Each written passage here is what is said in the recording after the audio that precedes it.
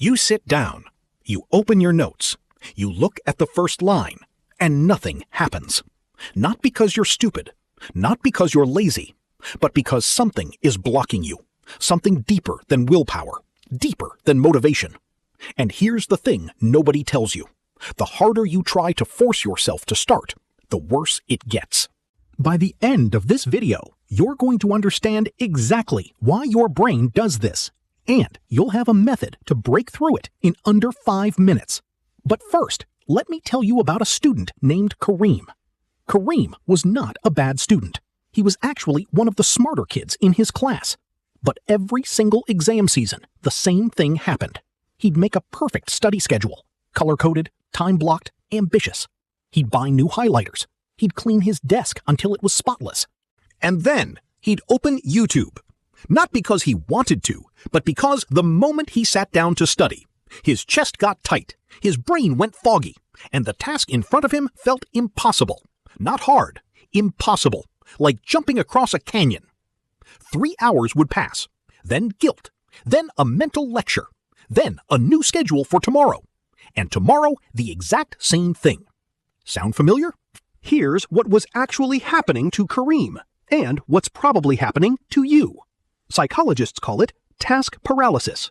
It's not procrastination in the classic sense. It's your brain perceiving a task as so large, so undefined, so loaded with consequences that it triggers the same stress response as a physical threat. Your amygdala, the alarm system of your brain, fires up.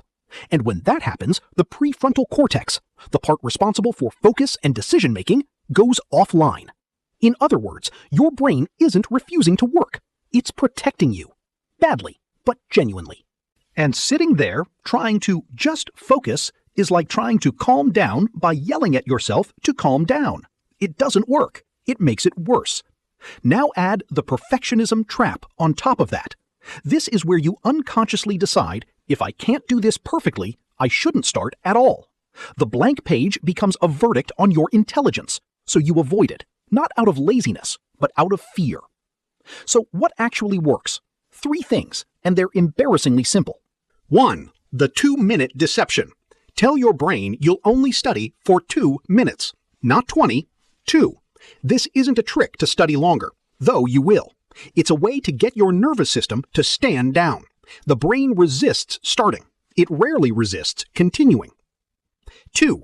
Shrink the task until it's laughable. Study for my exam is not a task. It's a threat. Instead, read the first paragraph of Chapter 3. That's a task. The smaller it sounds, the more likely you are to start. And starting is 80% of the battle. 3. Detach identity from output. This is the hardest one. You need to stop measuring your worth by whether you studied perfectly today. One imperfect session, scattered, slow, messy, is worth 100 perfect plans that never happened. Kareem learned this. Not overnight, but slowly he stopped building elaborate schedules and started making tiny, stupid, simple commitments. I'll read 1 page, and then another, and another. The real reason you can't start studying isn't a character flaw. It's a wiring issue, one that every high achiever has faced and every high achiever has learned to work around. You don't need more motivation. You don't need a better playlist or a cleaner desk. You need to make the first step so small that refusing it feels ridiculous. Because here's the truth. You're not broken. You're just waiting for permission to be imperfect. So give yourself that permission right now. Open the book. Read 1 line. That's it. That's the whole secret.